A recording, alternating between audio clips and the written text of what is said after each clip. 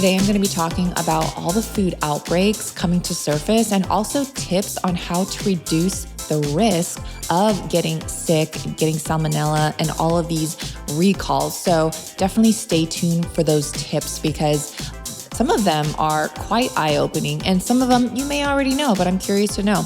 And also, it's just so interesting, the statistics of what foods are actually higher risk in being contaminated. So I'm going to share that as well.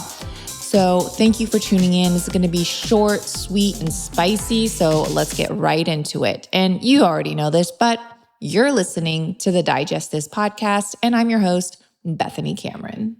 If you love grain-free cookies and crackers like I do, then you probably are already a consumer of Simple Mills. Well, I've got some news for you. This month's giveaway, Simple Mills has agreed to gift a 3-month supply of their cookies and crackers. Yes, you heard me. A 3-month supply will be given to someone who simply rates and reviews this podcast in whatever podcast app you listen in. Simple Mills has been a staple in my home since 2018, and since then, they have evolved in creating some amazing grain, gluten, and refined sugar-free cookies and crackers for those with food sensitivities, but also just for those wanting a healthier alternative without the chemicals, gums, dyes, and artificial sweeteners commonly found in today's snacks. So just give this podcast a 5-star rating and review, and you could be the winner. At the end of this month, I'll be announcing the winner in an episode, so listen in so you don't miss the announcement. You could be the winner of a 3-month supply of Simple Mills. Air fryers have now been around for a while, but it's coming out that 99% of them are filled with toxic chemicals. Our Place offers a variety of toxin-free cookware ranging from slow cookers, blenders, pots, pans, bakeware, and even dinnerware, all with a modern, sleek style. Their Wonder Oven is not only a toxin-free air fryer with a steam infusion, but it's also a broiler, toaster, and oven. It preheats 75% faster and cooks up to 30% faster than traditional ovens, so you can whip up dinner in no time. It can roast a 4.5-pound chicken, or you can go multi-level to cook double the capacity of a standalone air fryer, yet still compact enough not to take up too much counter space. Plus, it actually is beautiful to look at. If you head on over to FromOurPlace.com/digest, you'll get a discount automatically applied. Every year, millions of Americans get sick from the things they eat and drink, but it's not always the foods you'd expect that poison people. So get this, according to an estimate from the CDC, produce causes nearly half of all foodborne illnesses, while dairy and eggs cause 20%, meat and poultry, they're only 22% of these cases, and fish and shellfish are just 6% of these foodborne illnesses. Interesting, huh? So to break down the numbers even further, a new CDC report looked at data on US outbreaks that were caused by one of 4 of the common pathogens, E. coli, C. bacter, salmonella, and listeria, those attributed to a single food category. Now note, many foodborne illnesses are never attributed to a source, and some are not caused by bacteria, but instead things like mold, parasites, or allergens. So just keep that in mind. The research team from these studies came to a counterintuitive finding. Now, produce was the most common culprits of food poisoning, not beef, fish, or poultry, as I mentioned, right? So why is produce making so many people sick? Well, this paper wasn't the first to come to the conclusion that more people are now sickened by their salads than by their hamburgers, and researchers have pointed to a number of different drivers of this trend. So, first of all, there's the obvious. We tend to eat produce raw, so there's no cooking to decrease any contamination that might be there as you have for some of the other foods. It's pretty simple. People are eating more fresh produce these days than they did just a few years ago. This means there's more risk of exposure to pathogens that may be lurking in fruits and veggies. And this is interesting, you guys. Now, pay attention. So, some of the protocols that farms have in place to actually clean produce, in fact, do the opposite. They actually trap bacteria in the plants, making them impossible to wash away.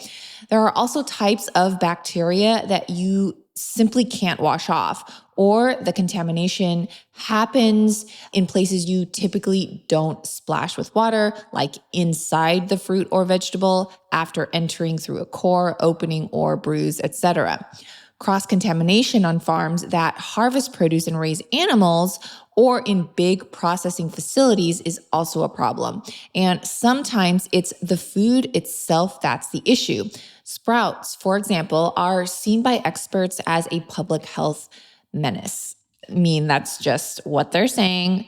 According to the CDC, sprouts are unique among other foods in that the conditions for sprouting are also perfect for bacterial growth, and they are not cooked after that. Typically, if you're eating sprouts, right? You typically would just toss them on top of a salad, on top of avocado toast. So just be cautious of that.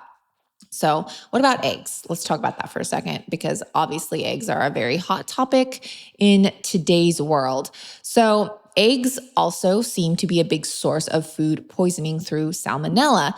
Chicken feces on the outer shell of an egg can make people sick, but the CDC says there's a new challenge. So, get this, in the 1980s, an epidemic of salmonella trapped inside clean eggshells started and still continues today.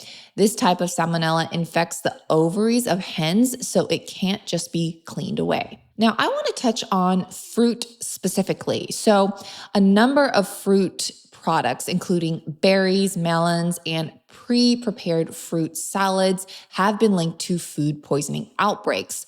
Fruits grown on the ground, such as cantaloupe, watermelon, and honeydew melon, have a high risk of causing food poisoning due to Listeria bacteria, which can grow on the rind and spread to the flesh. Between 1973 and 2011, there were 34 reported outbreaks of food poisoning associated with melons in the US. This resulted in over 3,000 cases of illnesses, 322 hospitalizations, and 46 deaths. And get this, you guys, cantaloupes accounted for 56% of those outbreaks. Why? Well, this is due to its rough, netted skin, which provides protection for Listeria and other bacteria to grow and makes it difficult to completely remove, even with cleaning. Fresh and frozen berries, including raspberries, blackberries, strawberries, and blueberries, are also a common source of food poisoning due to harmful viruses and bacteria, in particular, the hepatitis A virus. Now, the main cause of berry contamination is due to contaminated water, poor hygiene practices of berry pickers, and cross-contamination with infected berries due to processing. Berries are super delicate and quite porous, so they can easily host and pick up contamination. And since we do eat the entire berry and don't peel any skins, that makes them even a greater risk. Of course, washing fruit before you eat it can reduce the risk, as well as cooking them. If you're eating melon, make sure to wash the rind very well by soaking it in purified water mixed with baking soda and a little lemon. Avoid pre-cut fruit you find at the store, especially, and eat fruit as soon as it's cut. There's a lot of talk about Botox and people going off Botox because of the severe side effects and risks. And I don't blame them. Everyone wants to look great. Everyone wants to look younger. I get it. So, what is the deal? Is there any alternative to Botox? Well, I would not suggest injecting fillers into your face. However, I will say Fatty 15, which is a supplement I started taking about a year ago. I got my husband on it, and it fights cellular fragility syndrome, which is a nutrient deficiency no one is talking about. And this is actually what ages us. There was a very recent study that came out about cellular fragility syndrome, and it shares about how Fatty 15, which is an essential fatty acid, very new to the game. We did not know we needed this in our diet, and a lot of us are lacking in it. It is called C15. That is the fatty acid that helps with aging and the breakdown of our cells. Fatty 15 has 3 times more cellular benefits than omega-3s or fish oil. It's made from a patented, pure, and oxidation-resistant C15 powder derived from plants. So it's vegan-friendly and free of flavors, fillers, allergens, or preservatives.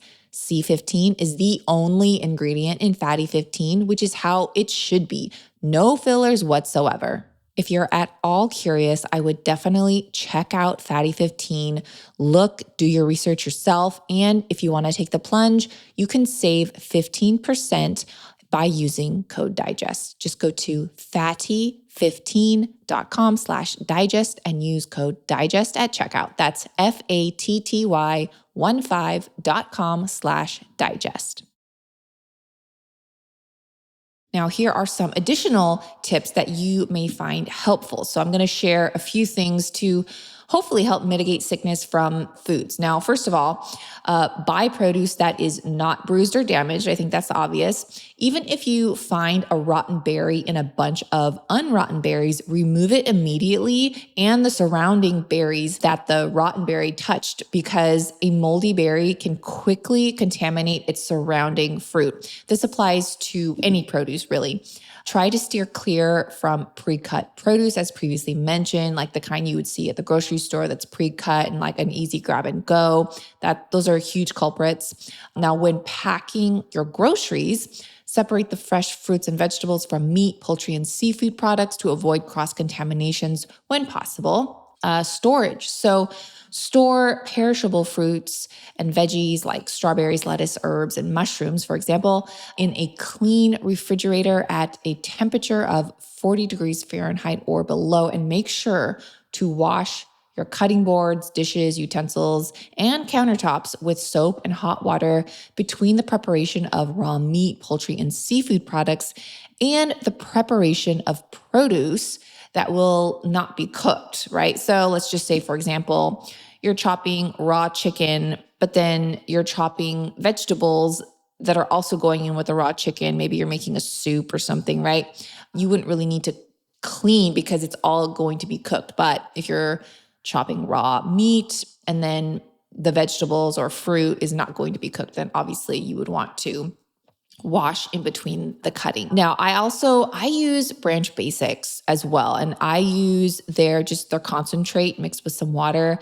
I use it on my berries. It's safe enough to use on your berries and literally just on your food. But the Branch Basics, it's so weird because I clean my countertops with it. I've used it in my bathrooms, in my tub, even in my shoes. So it'll clean like hard surfaces, kids' toys, all of that. My code, this is not like sponsored by them, but my code is Little Sipper, and that should get you a discount off of their starter kit. I don't think it's good on like other things, but I know it's their starter kit that will get you a discount. So just go to branchbasics.com and enter code Little Sipper for a discount on Branch Basics. And again, shout out to them. Been a user for I don't know how long now, since like 2018. Anyways, another quick tip.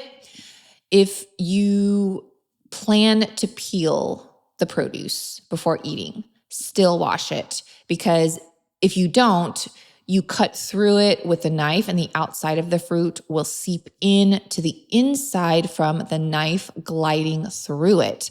Even avocados, oranges, and especially melons. So be sure to wash the outside. I always wash the outside of my avocados and oranges because it's true, like, it could just easily just touch the inside. So just a hot tip there.